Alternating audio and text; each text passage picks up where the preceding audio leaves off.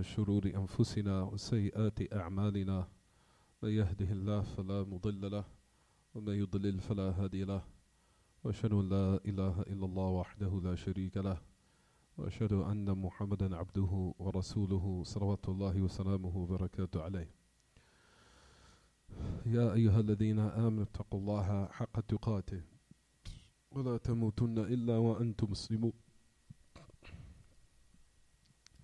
يا أيها الناس اتقوا ربكم الذي خلقكم من نفس واحدة وخلق منها زوجها وبث منهما رجالا كثيرا ونساء واتقوا الله الذي تساءلون به والأرحام إن الله كان عليكم رقيبا. يا أيها الذين آمنوا اتقوا الله وقولوا قولا سديدا يصلح لكم أعمالكم ويغفر لكم ذنوبكم ومن يطع الله ورسوله فقد فاز فوزا عظيما. أما بعد فإن خير الكلام كلام الله وأحسن هدي هدي محمد صلى الله عليه وسلم وشر الأمور محدثاتها وكل محدثة بدعة وكل بدعة ضلالة وكل ضلالة في النار. And just a side point of what I just mentioned before we start. Like I said, even for me, I have to start reading this stuff. This stuff, it bothers me. It's like all this stuff is in the supermarket. I can't believe it. Stuff like hydrogenated oils. We eat peanut butter, Skippy, Jiffy. If you read in the back, it's something called hydrogenated oils. You know what hydrogenated oils is? Hydrogenated oils is a trans fat. It's a trans fat. The FDA approves if anything that's 0.5 trans fat, they'll approve it and put on there 0. But it's still in there though. But because it's so low, they'll just say, well, just let it go. We'll let it ride. Hydrogenated oils is a trans fat that it does the opposite of what a saturated fat does. And you know how long it can sit in your body? Up to 51 days, wreaking havoc on your body. It's a poison. It takes the nutrients out of your body, the omega-3s, to keep inflammation down. Inflammation in your body is omega-3. Omega-6s is inflammation. Omega-3s helps your body to what? Not be inflamed. That's the trans fat of hydrogenated oils works the opposite of that, makes your body inflamed. And it will sit in your body for 51 days until your body breaks it down. 51 days. It will sit in your body won't digest it. It just sits in there wreaking havoc. That's it. And they put this in food and they sell it. But you know, the Jiffy label, it's, you know, you buy it, looks nice and cute and everybody buys it. Hacky, ha, ha, ha. It's American nice food. Everything looks so beautiful looking. Yeah, you put that stuff in your body. And you study it. Wreaking havoc and inflammation on your body for 51 days until your body digests it. And like I told you, majority of prepackaged foods have canola oil in it. Canola oil is a poison. It's a rapeseed. It was used for pesticides. And on top of that, they sell it in organic markets. There's nothing organic about canola oil. Like I told you, it has to be genetically modified so it could be consumable.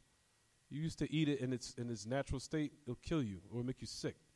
So you have to genetically modify it to make it consumable. They put it in, even they sell it in the prepackaged in the supermarkets. If you read and study and educate yourself, you'll be like, wow, they sell this stuff here in America? And then you wonder why people got diabetes, why people got cancer, why people got... It's no wonder to me why they do.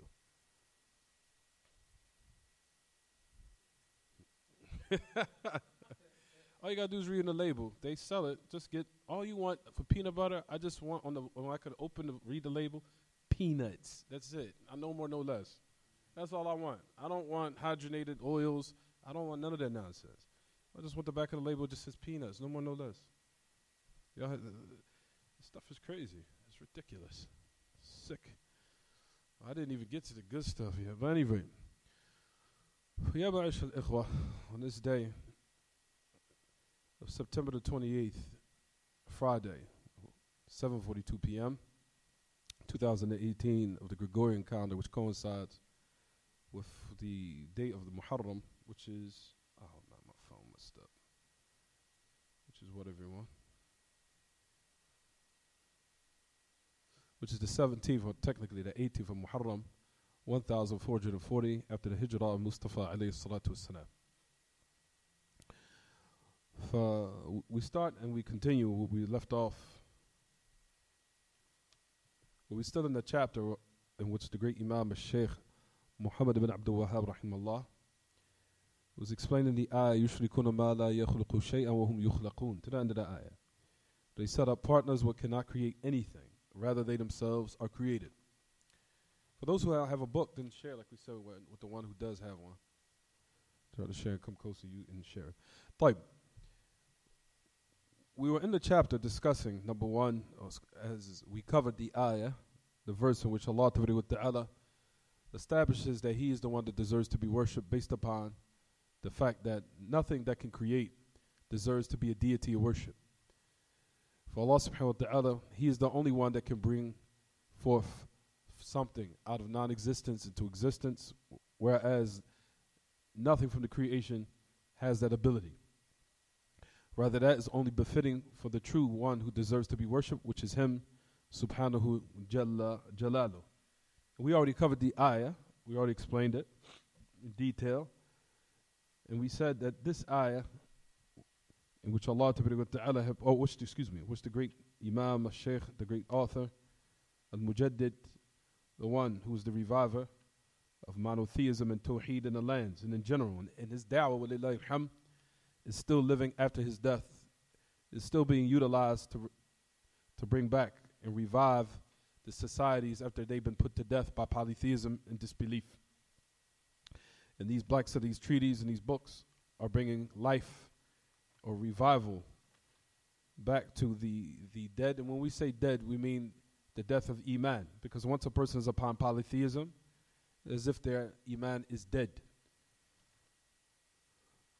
So when he put in the chapter, Ya Ma'ashal Ikhwa, this ayah, these are from the different types of arguments and proofs that Allah Ta'ala uses to establish that He is the only one deserving to be worshipped.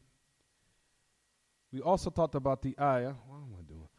We also talked about the ayah where Allah Ta'ala also mentions, or He cut off the roots of polytheism based upon the fact that He established the reality of what happens to these deities if they was to be called or invoked or one to direct his worship towards those false deities. As we know, and we mentioned it, said that Allah Ta'ala mentioned 4 affairs which He negated from them, that they do not own a qitmir, for they don't own anything in this dominion or in this kingdom, subhanahu jalla dhikru. You'll find that Allah Ta'ala mentions in the ayah, if you look in your books, and we're not going back, we're just reiterating it a little bit so we can be on one page, just to refresh in our memories. It says, وَالَّذِينَ تَدْعُونَ مِن دُونَهِ مَا يَمْلِكُونَ مِن قِطْمِيرٍ, as it says in the ayah. It says, those who you invoke besides Him, they do not own a qitmir. What did we say that the meaning of qitmir is? We said that the qitmir is that little wrapper that's put around, if you open a date, there's that little wrapper that's around the seed. Some of it you can see, some of it you can see in the actual date itself if you peel it. It's like a little wrapper, that thin little wrapper that's put around the date seed or inside of the date. That's what you call qitmir. That little wrapper that's put around the date seed. So he said that which you invoke or you direct your worship towards or you pray to, besides Allah Ta'ala, they don't even own that. That little haqir or that thing that's considered lowly without any value. And despite of that, Allah Ta'ala established they cannot even create that, nor do they own that. So if that's the case, then why are you worshiping them? And then Allah subhanahu wa ta'ala mentioned the rest of the characteristics to show the invalidity of what? That which you're worshiping is totally fruitless and baseless. Where He said, إِن تَدْعُوهُمْ لَا يَسْمَعُوا دُعَاءَكُمْ وَلَوْ سَمِعُوا مَا اسْتَجَابُوا لَكُمْ وَيَوْمَ الْقِيَامَةِ يَكْفُرُونَ بِشِرْكِكُمْ وَلَا يُنَبِّئُكَ مِثْلُ خَبِيرٍ. Where He says, and if you was to call on them, then they will not answer you. He says, I'm sorry everyone. If you was to call on them, they cannot hear your dua. I'm sorry, that was the first part. If you was to make dua to them, they cannot hear your supplication. And if they was to hear it, they cannot answer it. And on the day of resurrection, they're going to bear witness against you and flip. To that love, it will become enmity and hatred. And no one will inform you except the one who's all aware. And Allah Ta'ala, like we know, in Kitaab and Sunnah, and this haqq and this truth that we're learning, Allah Ta'ala gives us details, gives us in depth details of what will take place in the hereafter. When at the grave, when it starts, when a person dies, then his life has stopped, then the hereafter starts. Once a person is dead, his hereafter, or as they say, his qiyamah, has started. فَقَدْ قَامَتْ قِيَامَتُهُ. That his qiyamah, or meaning, the day of resurrection for him, his if you want to say for lack of better words, start of the day of resurrection has started as it pertains to him. It says, قَدْ قَامَتْ قِيَامَتُهُ. His qiyamah has started once he dies. So for that reason, we said, what one invokes besides Allah Ta'ala, then he cuts the roots of polytheism, or he cuts polytheism from its root. For all these four affairs is to put emphasis on everything that is invoked or prayed to, or its worship is directed towards. All of it is invalid, and all of it is fruitless and baseless, and it's a waste of time, in which Allah subhanahu wa ta'ala has clearly mentioned in all these ayat and all these verses that we covered. We also talked about the the narration of the Prophet sallallahu alaihi wasallam, where he alayhi salatu wasalam was wounded during the battle of Uhud.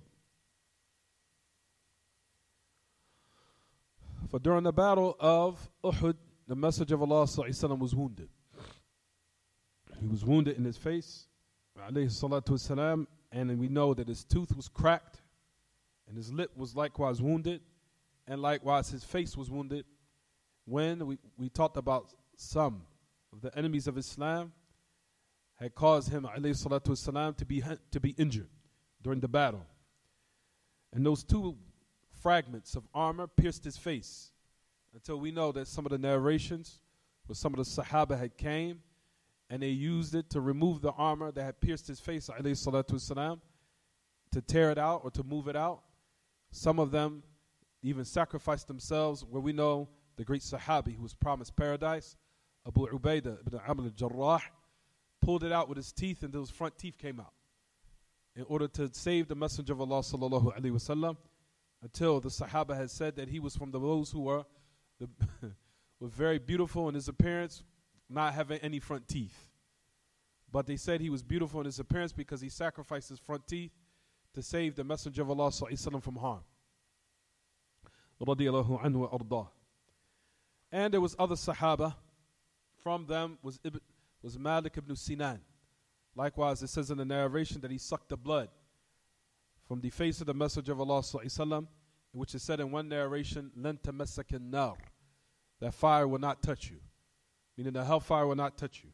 Why? Because you tried to save the one who is coming with the truth in order to bring people from the darkness into the light by the messenger who Allah Ta'ala sent, in which that light has been illuminated by his message and through him alayhi salatu wasalam.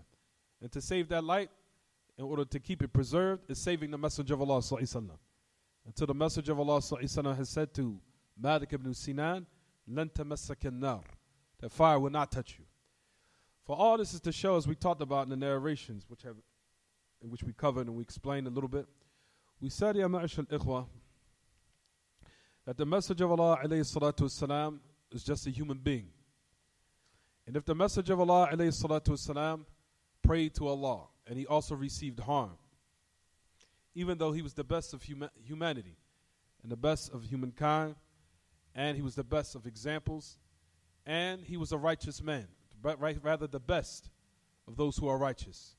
And despite of that, he received harm, and he received injury, and he received pain.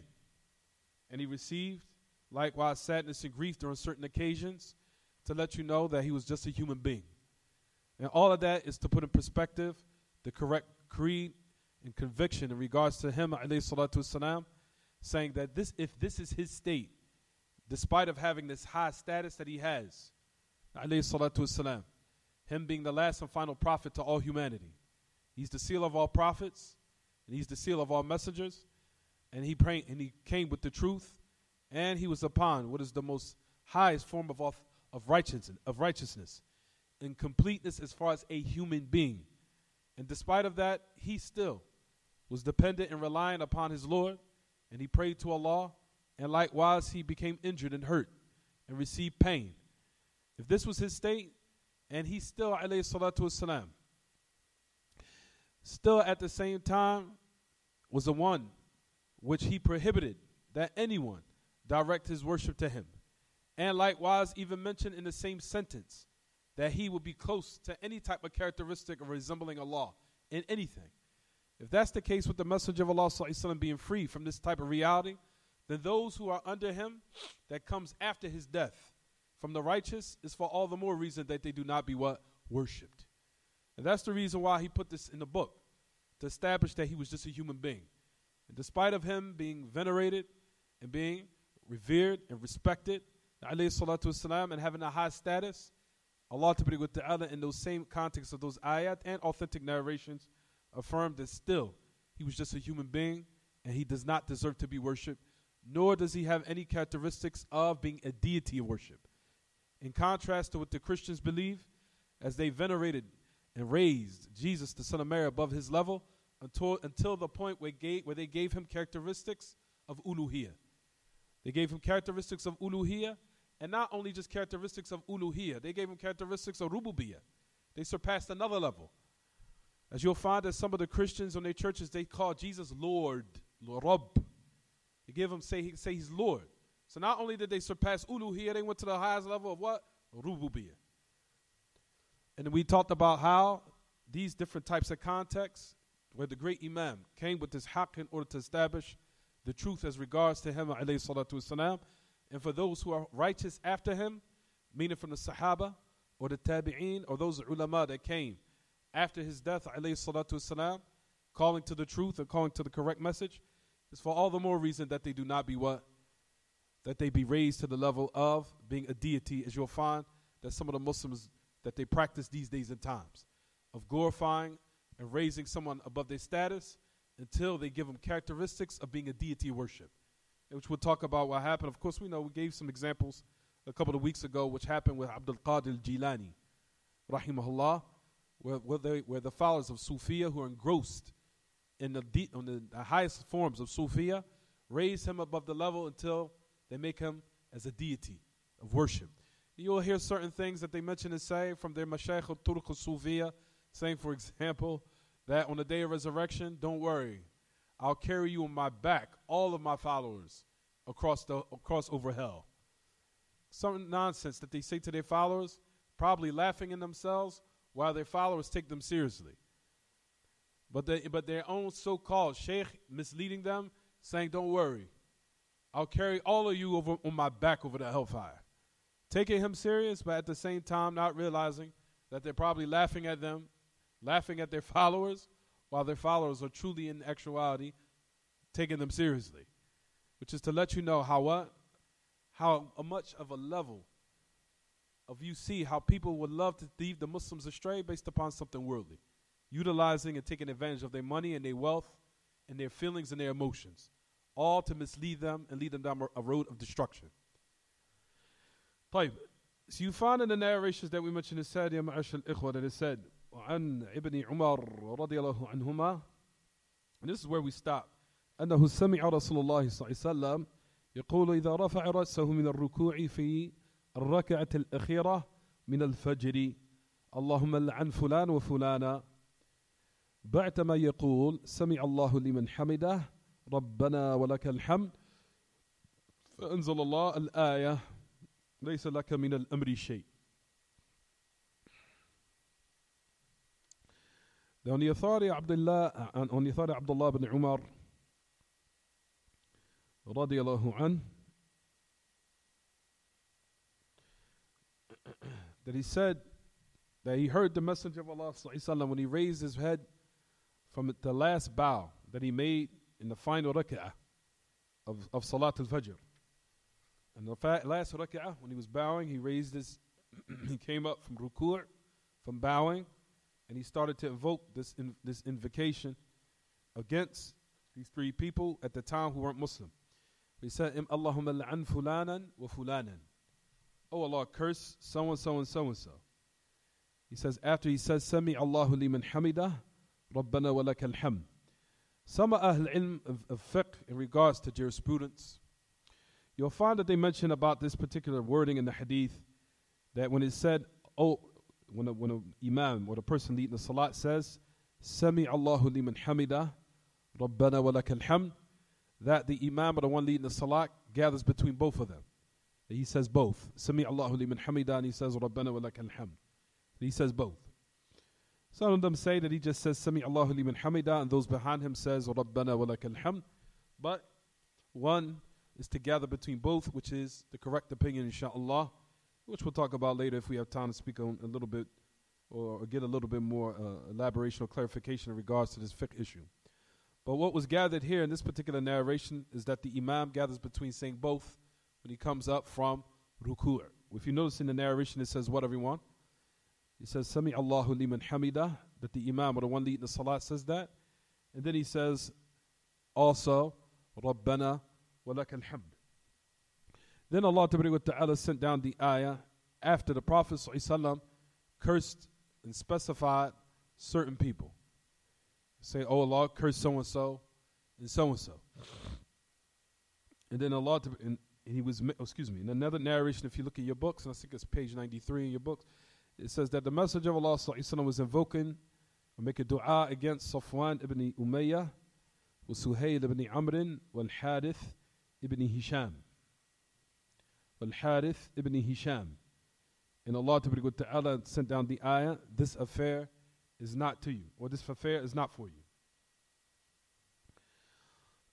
We talked about the mas'ala, the affair of cursing someone specifically. Cursing someone specifically.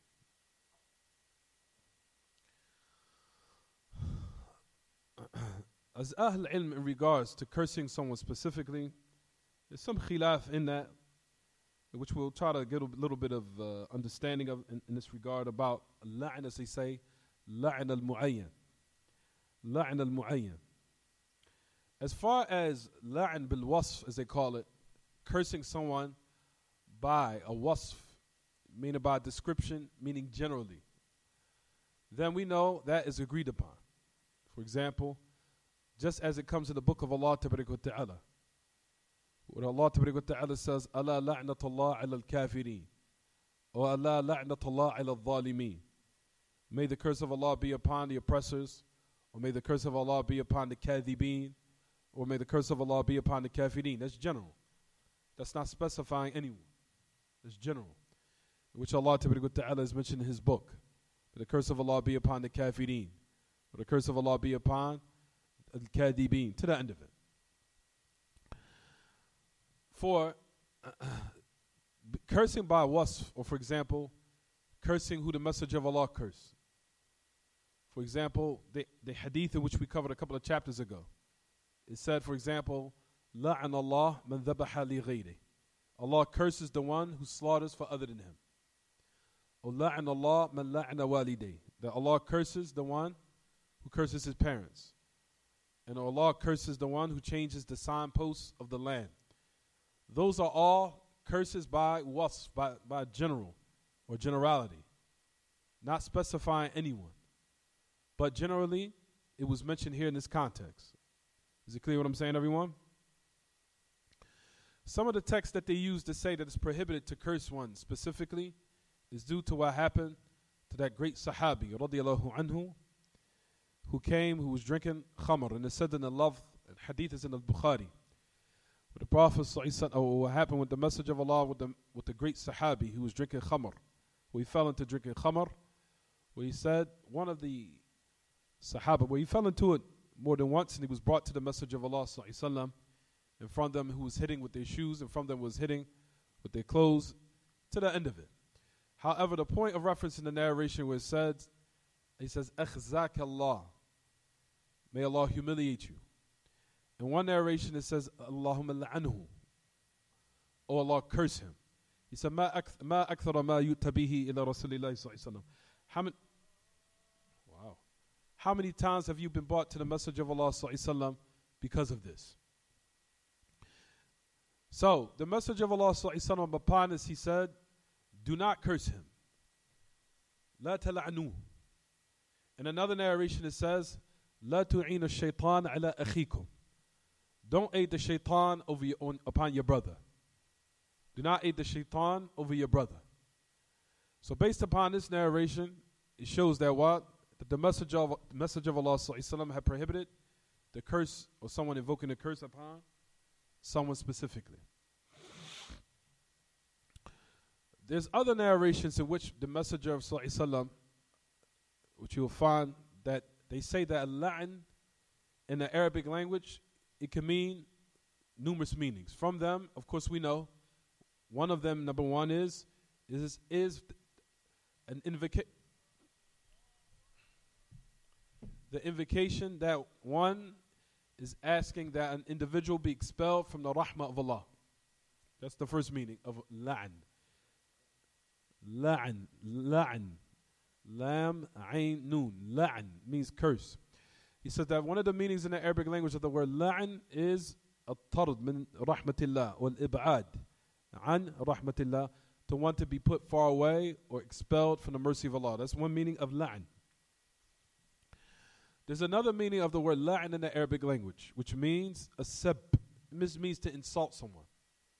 But doesn't necessarily mean you're asking that the curse of Allah be upon that individual.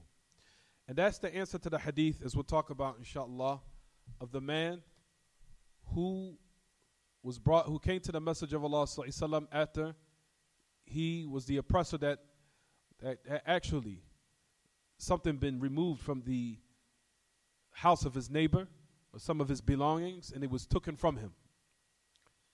And he came to the Messenger of Allah sallallahu alaihi wasallam, I think it was the actual oppressor, not the one that was oppressed, trying to plead a case or what have you, until it was take his belongings back to his neighbor or put it back to his neighbor. And then some of the people around from the Sahaba said, may Allah curse you, or the curse, or the worst, or they used the word la'n, la'anak Allah. So here you'll find that even from Ahl Ilm who mention this, they say, طيب, this hadith is utilized. It's time to تفضل.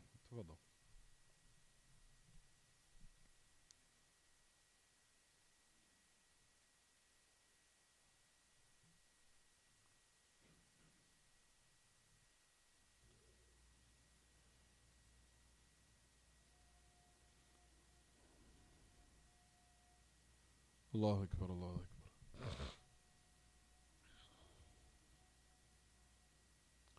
Allahu Akbar, Allahu Akbar.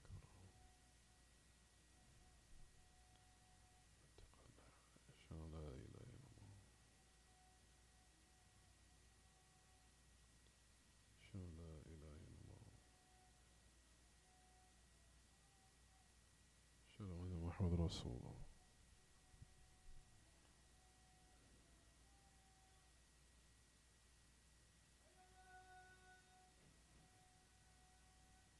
حول ولا قوة إلا بالله.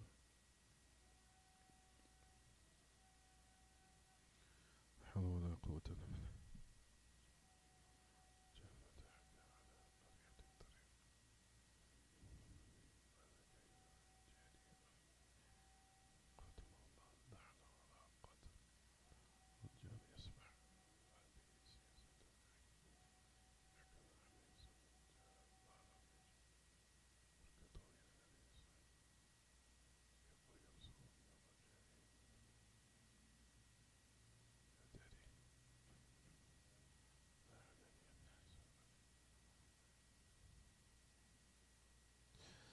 طيب.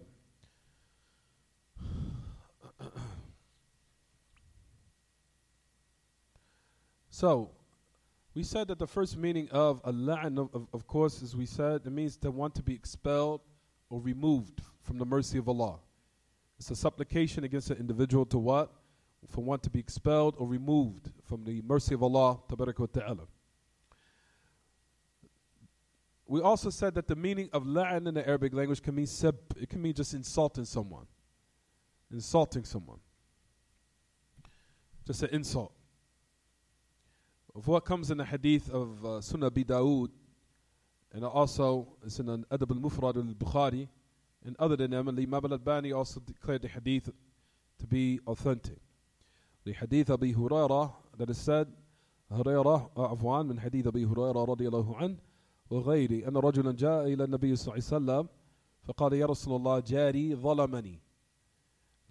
ظلمني قال اجعل متاعك على قارعة الطريق. He said that the hadith is in Sunnah Abi Dawood, that a man came to the Messenger of Allah. He said, O Messenger of Allah, my neighbor has oppressed me. My neighbor has oppressed me. And he said, make your belongings upon qari'at at-tariq, like in the main part of the road. He says, so the people started passing by it. He says, ma laka ya fulan. And he started saying, what is wrong with you, or so-and-so? What's going on? What's wrong with you? And he said, my neighbor has oppressed me. My neighbor has oppressed me. So they started saying, qatalahu Allah. They started making this dua. May Allah fight him. May the curse of Allah. They used the word la'nahu Allah. Qatalahu Allah. La'nahu Allah. So notice that the words that we use are what? La'nahu Allah. May Allah curse him, right? So it says, wal jar yasma'. He says, and the neighbor was he heard this. You understand so far what I'm saying, everyone? So he said, فَجَاءَ الظَّالِمْ لِجَارِهِ يَرْكَضُ إِلَى النَّبِيِّ صَلَّى اللَّهُ عَلَيْهِ وسلم. So the oppressor to his neighbor came to the message of Allah, I guess trying to plead his case or whatever, or what have you. So the message of Allah صلى الله عليه وسلم had mentioned it, ليقول يا رسول الله مر جاري فليعد متاعه إلى داره فقد لعني الناس. He says, and he came to the message of Allah saying, my neighbor has passed by me. He says, let him now take his belonging back to his house, for verily the people have cursed me. So the message of Allah then said to the man who's the oppressor, he said, verily indeed the one has cursed you who is in the heavens before the ones who cursed you that is in the earth. فإذا الرأي السائل عند جماهير العلماء أنه لا يجوز لعن مسلم بعينه هذا ليس على إطلاقه. For this is what was mentioned in regards to this narration. There's some tawjih, there's some answers of which Ahl Ilm has said in regards to this narration. One of them is the great Imam who's still living, Sheikh Abdul Muhsin al-Abbad, that he said that the meaning of la'an here is just insulting someone. It's just merely insulting. Because what is taken here, if one was to listen to the narration, that one could what? To curse the neighbor because of a crime that he committed, because of the evil that he did. By oppressing his neighbor, by having his belongings removed or taken from his house. Until the Prophet ﷺ commanded that it be what? Returned back. When the man who was oppressed said, I'm not returning it back, let him take it back himself because the people cursed me. That's what it says in the narration. Is it clear what I'm saying so far, everyone? So now they're saying here, based upon this narration, it's permissible to what? Curse someone specifically, based upon this narration. However, some of Ahl Ilm have given an answer to this and said that the meaning of la'an here in this particular narration is sab, like to insult someone. To insult someone. That's one answer to the narration. That's one answer. There's another answer which Imam al-Albani had mentioned and said, that he said during the time, he says if a person, if they was to be ridiculed or if they was to be supplicated against in this manner, he says it would be used as a means to what? As zajr, for them to restrain or refrain from committing these type of acts. It would be removed, it would be considered a deterrent. Meaning during the time of the Message of Allah alayhi salatu wasalam. And the person would restrain or refrain from committing this type of evil, of oppressing his neighbor or oppressing the people.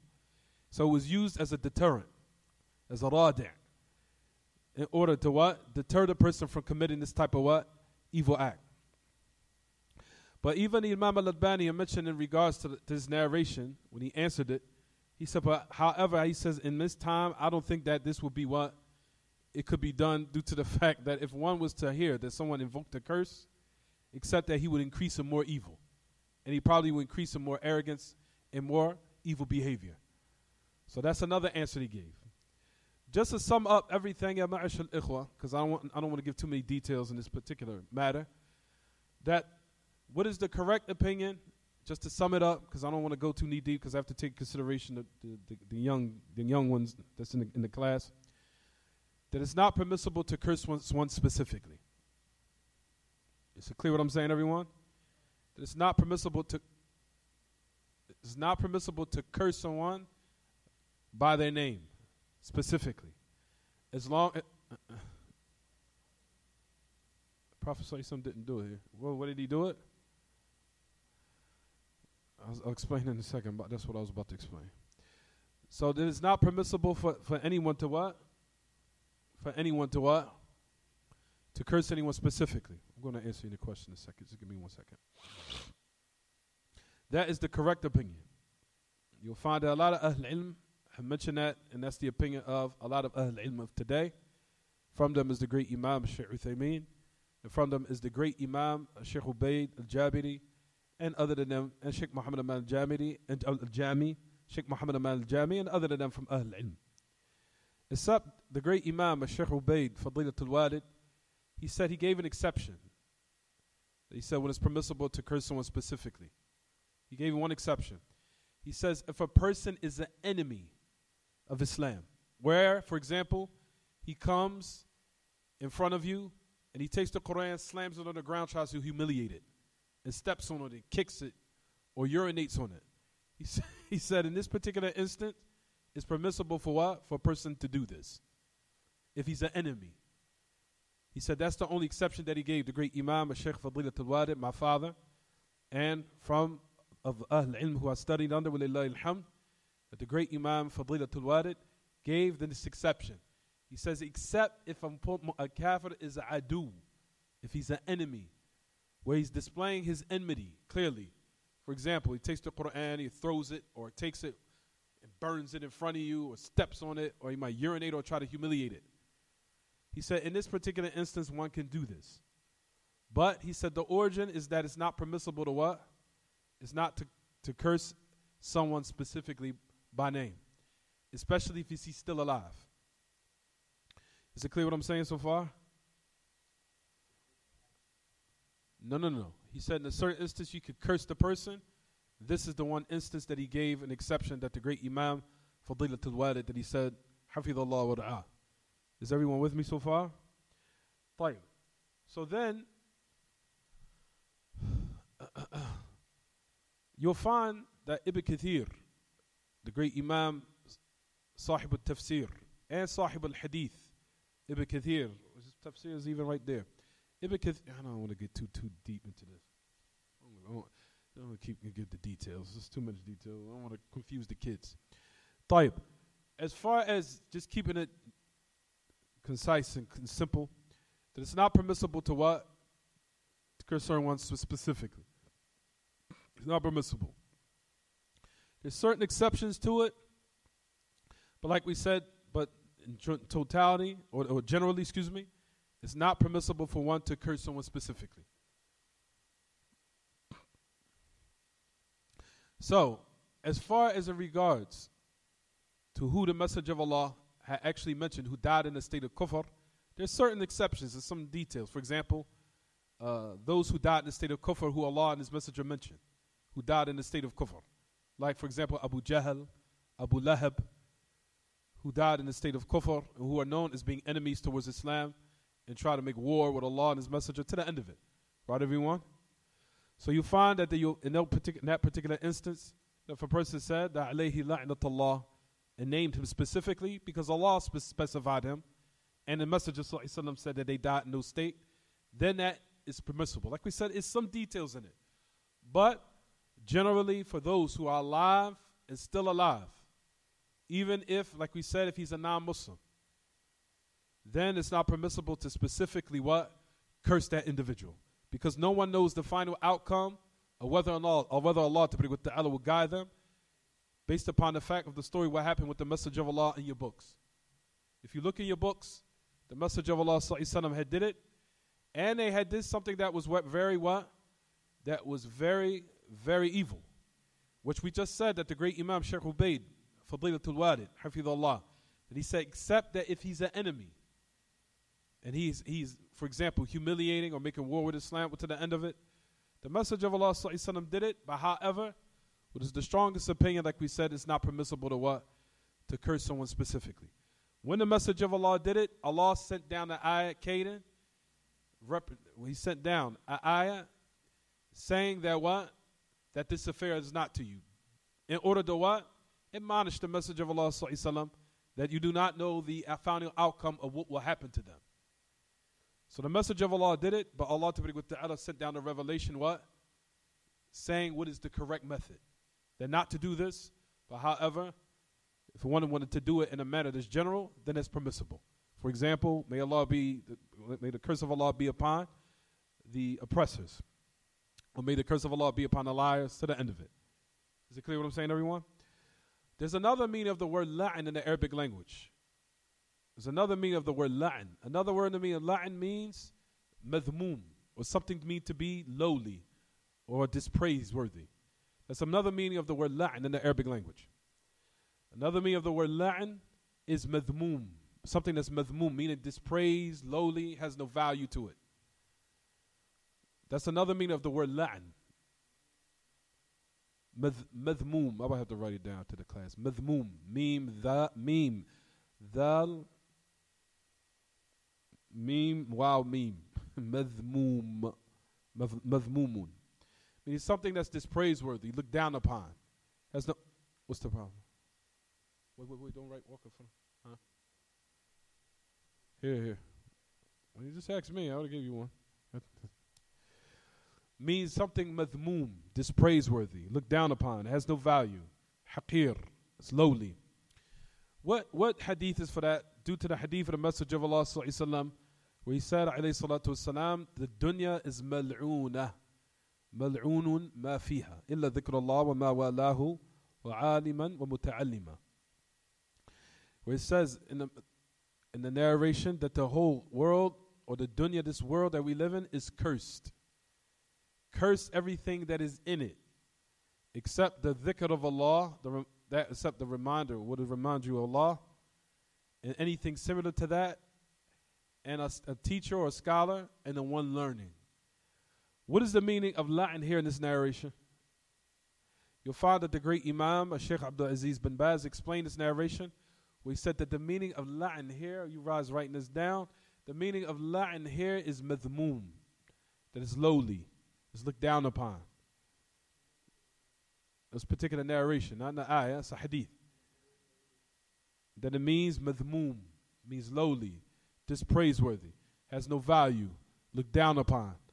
So the meaning of curse here in this narration is the great Imam, Sheikh Abdul bin Baz, rahimahullah, that he said the meaning of la'an, that the dunya is cursed, is that it's madhmoom, that it's lowly, it's looked down upon. Except that which was utilized in order for the obedience of Allah, or to aid one in rectifying his hereafter. Utilizing this world as a stepping stone or a tool to get you ready for the hereafter. For that reason, then the dunya is what? For the dunya is utilized for that purpose. But other than that, the dunya is what? Is worthless with Allah. Looked down upon. It's just praiseworthy.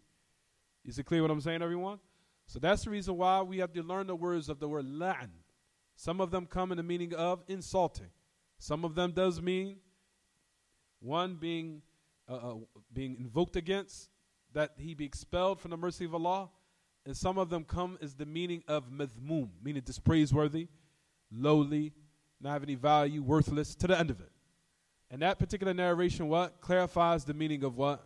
Of what we just mentioned. Is it clear what I'm saying, everyone? But however, like we said, in which a lot of Ahl Ilm, especially the A'imma of today, like we said, Sheikh Uthaymeen and other than them, and also Sheikh Muhammad Aman al-Jami, and also Sheikh Abdul Muhsin al-Abbad, and other than them, from Ahl Ilm, has said it is not permissible for one to curse an individual if he's alive. And even if he's a kafir, even if he's a non-Muslim. Even if he's a non-Muslim, it's not permissible to what? To curse an individual or invoke the curse of Allah upon an individual. And that is the what? That is the ruling in regards to what we just mentioned. And that is what? That is what we're going to give as far as the details. Like we said, it is a little bit of details more in it, but I wanted to keep everything simple. But in this regard, like we said, those three meanings, have them memorized. So when you hear that these type of meanings comes in the statements of the Salaf, you will know how that they can be what? Utilized. Looking at one of those meanings. Like we said, one of the meanings, because you'll find that Yahya Ma'in cursed Ali ibn Du'ad. Ali ibn Du'ad, or I think Ali ibn Du'ad, I think it was Ali ibn Du'ad, when he came to the Imam Ahmed, or no, I think it was a Karabisi. Well, the Karabisi spoke bad about Imam Ahmed. As he took some of the, I don't want us to go branch off from this. I don't want to speak about this right now. Brothers, want to confuse everyone. Just any rate, just stick to what we just mentioned today. We just mentioned and just say that, for example, like we said, the story what happened with Karabisi and Imam Ahmed, I'll say it quickly. Al-Karabisi had wrote a book in which Imam Ahmed criticized it. Al-Karabisi. Al-Karabisi, and we know the Imam Ahmed, and we knew his status during his time. He was considered Imam of Ahlul Sunnah, the people of the truth.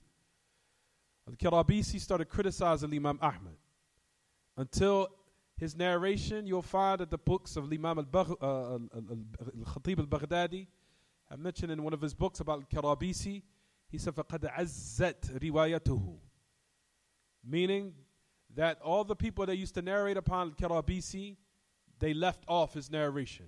Meaning that his narration had little value, if any value, after he spoke about Imam Ahmed. The point I'm trying to mention is that when it reached Yahya Ma'in, that he spoke about Imam Ahmed, he said, لَعَنَهُ اللَّهُ. لَعَنَهُ اللَّهُ. He said, may Allah curse him. If a person did not understand the meaning of the word curse, he wouldn't know what to do with this narration. How could he curse someone in this particular instance? How could he do that? He said, لَعَنَهُ اللَّهُ. What could be mentioned here is one of these type of what? Or what these narrations here is what to say that can be mean of what Yahya Ma'in had done was what? Was to insult him of what he had did. But not to necessarily what? Say they invoke the curse of Allah and repel him from the mercy of Allah Ta'ala.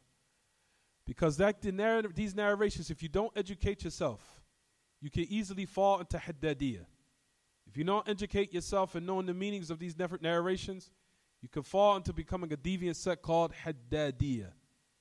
And you'll find that people upon haddadiyah making these type of curses against scholars. May the curse of Allah be upon Al-Hafid ibn Hajar, la'anahu Allah, or la'ana Allah al-Imam Nawawi. He was the Ash'ari, Jald. The curse of Allah be upon Nawawi. To the end of it. Not realizing that la'an can come in different meanings, but as we know, like we mentioned and said, Ya ma'ashal ikhwa, that the word la'an is one should be very careful. Because like we said before, la'an is not something easy. But knowing the tawjih, of the meanings of it, and educating yourself of what they mean is very important. But however, staying away from cursing people specifically is something that is from the characteristics of a mu'min. Because the Prophet ﷺ had also mentioned authentic hadith where he says, لَيْسَ الْمُؤْمِن بِطَعَّانٍ وَلَا لَعَّانٍ وَلَا الْبَذِيءٍ. But the Prophet ﷺ mentioned authentic hadith, which is also in Suyuti in the Jami', and Imam al-Albani also said, he authenticated the hadith where he mentioned and said that a mu'min is not a la'an, and he's not ta'an. That he's not a one that curses or curses people. Nor is he a person that insults people by insulting them. Nor is he harmful with his tongue. Is it clear what I'm saying, everyone? So cursing specifically is not permissible. So I'm going to keep that clear for everyone. However, generally, by description, it's permissible. Is it clear what I'm saying? Is it clear what I'm saying? Generally, by description, I said at the beginning about 20 minutes ago. Generally, by description is what? It's permissible. May the curse of Allah be upon the kafirin, upon the kathibin, upon the kafirin, upon the dhalim, to the end of it. Permissible. Is it clear what I'm saying, everyone? However, cursing one specifically is not permissible. If he dies in the state of kufr, it's something different. Especially if he was a known caller of deviance and a person, this is just a side point. Don't write this down. Just repeat what I just mentioned and said. For example, a person might read what Ibn Kathir mentioned about certain people who are callers to misguidance. Listen to what I'm saying. Certain callers to misguidance. And they died in that state in which that type of belief that certain people had nullified their Islam. And notice that Ibn Kathir was very careful what he said. He says, if this was his belief, then may the curse of Allah be upon him, and the curse of Allah and the angels and the rest of the people, mankind. If he believed in this, and if he died in this state. And if he died in kufr and he believed this belief, for example, I forgot the name of the individual right now, I forgot his name, but Ibn Kathir mentioned this about the person who believed that I think that basically that the souls of human beings, that they have an end to it, that there's no hereafter. After they die, they just fade away, or the souls of people fade away. Well, we know that's disbelief, to have that belief. We know that when a person dies, their soul and their body is tortured in the grave or is given pleasure. And then in paradise, they revived and they either receive their reward and their recompense, or they go to paradise or they go to hell. To the end of it is how we know what we believe. But this person believed this belief. They called it Nihayat al-Arwah, the end of souls, where they now stop existing. That's what he believed in. So Ibn Kathir said, and I can't remember his name right now. I have to go back and check it because I have to listen to it again. But anyway, Ibn Kathir had said, if this was his belief, and he died in this state, then may the curse of Allah be upon him and the rest of the angels, and alayhi la'natullah wal malaikati wal nasi ajma'in. Upon him is the curse of Allah and the angels and the rest of the people. Is it clear what I'm saying? But notice that he gave a what? A taqyeed, that he made a restriction. Saying if this was belief and he died in this state, then it made the curse of Allah to the end of it. But notice it was after the person what? Died. Not while he was what? Not while he was alive. Is it clear what I'm saying? I gave a little bit too much details. But just keep it clear and keep it concise like that. What was you going to ask me, Evie? So ask me something.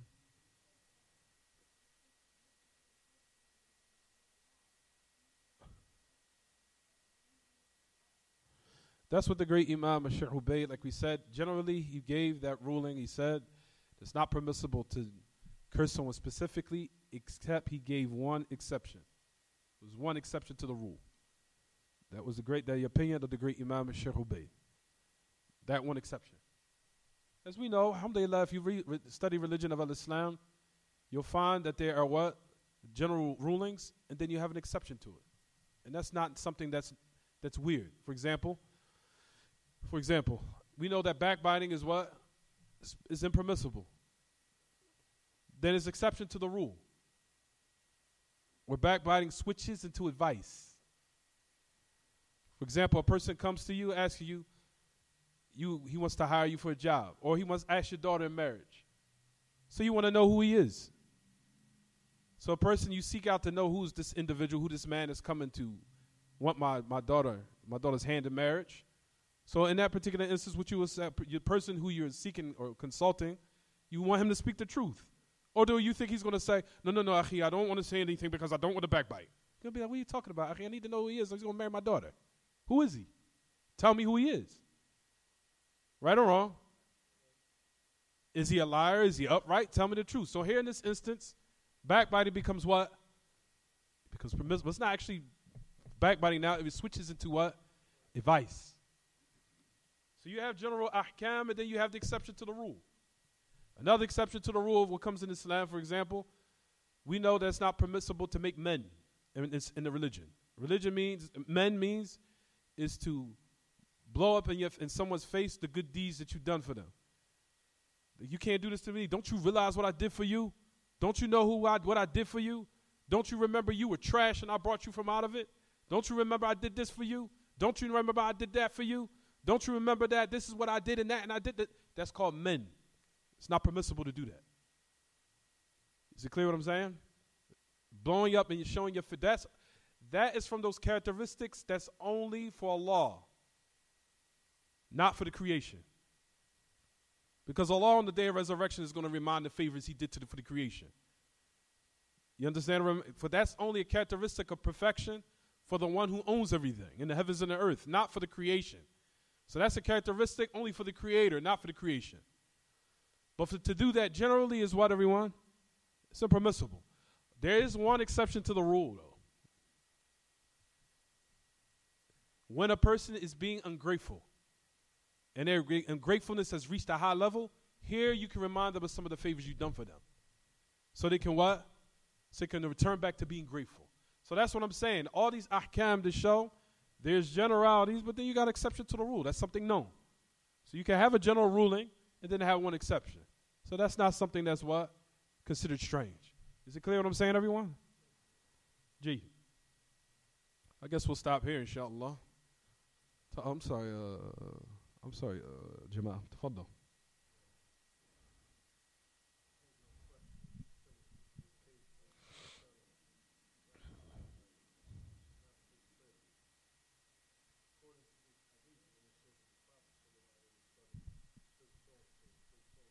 Mm-hmm.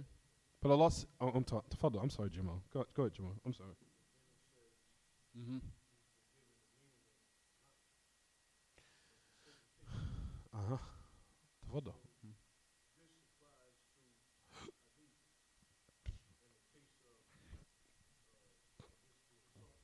Mm-mm. Here we say when the Messenger of Allah did this, Allah sent down the wahi correcting him. So now the ruling has been set. That Allah had what? Had followed them and admonished them on it. And then now it's clear now. After the revelation was sent down. It was said that these great Sahabi that's mentioned in this particular narration, some of Ahl Ilm give a reason, and I think it was Hafid ibn Hajar mentioned it in the Isaba. I have to check it again. Because subhanAllah, my books. But anyway, Al-Hafid ibn Hajar mentioned this book called the Isaba fi Tamyiz al-Sahaba. It's a book telling who's from the Sahaba.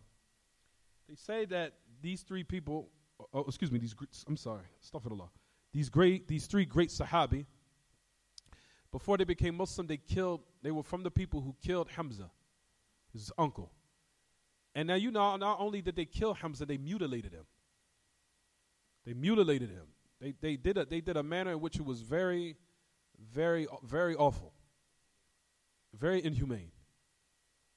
They mutilated him.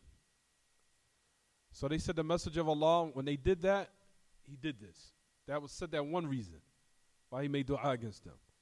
And it said another reason I can't remember right now. Like I said, it's been a while since I reviewed, so I have to check it. Hafid ibn Hajar does mention this. But at any rate, and I think it's also mentioned Ust al-Ghaba. At any rate, but that was one. It was said that was one of the reasons. Because we know that the Messenger of Allah loved Hamzah very much. Loved him very much.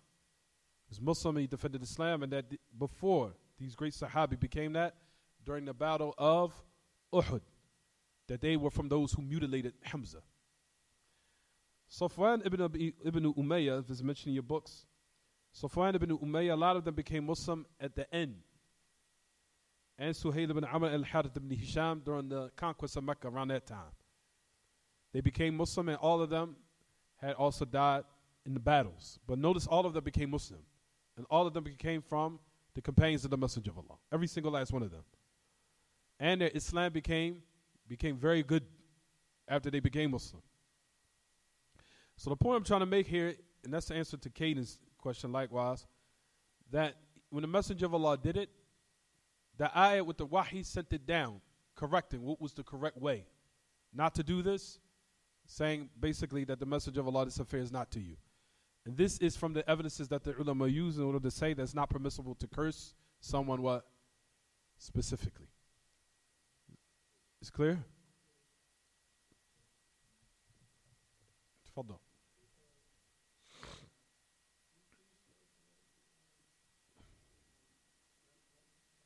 لعن لام عين نون.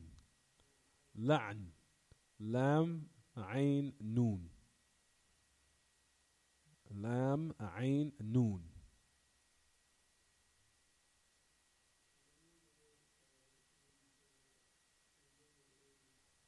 Cursed, mal'una. It's a derivative. It's called ismu maf'ul in the Arabic language. It still contains the word la'an. It says al-dunya mal'una. Mal'una means cursed. Mal'una. The great Imam Sheikh AbdurRazzaaq bin Baz gave a tremendous, he gave the answer to this. Does it mean that the dunya, all of it in it is cursed, everything in it is cursed, except what the Messenger of Allah said? He said that the meaning of mal'una here in this context, even Sheikh Salih Fawzan mentions the exact same thing. Sheikh Salih Fawzan even said the exact same thing that Sheikh bin Baz said. He said the meaning of that the dunya is cursed here in this context mean that it's madhmuma, that it's lowly, it's worthless. The value of it it has no value, it's lowly. You understand? He said because the word la'an comes with this type of meaning. He said, except that which is utilized in this world in order for what? For preparation of the hereafter. That a person uses it as a stepping stone or a stepping tool to prepare himself for the hereafter. what is utilized in order to attain that goal. But other than that, the dunya is what? It's worthless. It has no value to it. It's lowly. And then the Messenger of Allah, as we know, gave the exception. He said, except the remembrance of Allah, and that anything similar to that, and a alim, one who's a scholar, and he's disseminating the knowledge, and the people who are learning. Inshallah, that's what we're doing now, inshallah. Well, I'm not an alim, but at least I'm someone that's trying to disseminate knowledge. طيب. Is there any other questions before we close the class, or we ought to pray?